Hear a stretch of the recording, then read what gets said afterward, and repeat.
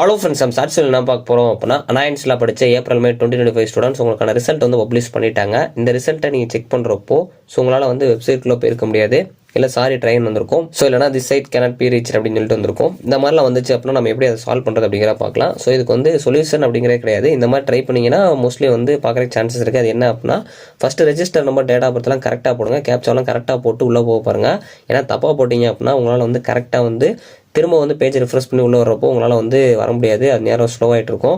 So நீங்கள் எல்லாத்தையும் details கொடுத்து லாகின் கொடுத்தீங்கன்னா ரொம்ப நேரம் லோட் ஆகிட்டே இருக்குது அப்படின்னா வெயிட் பண்ணுங்கள்.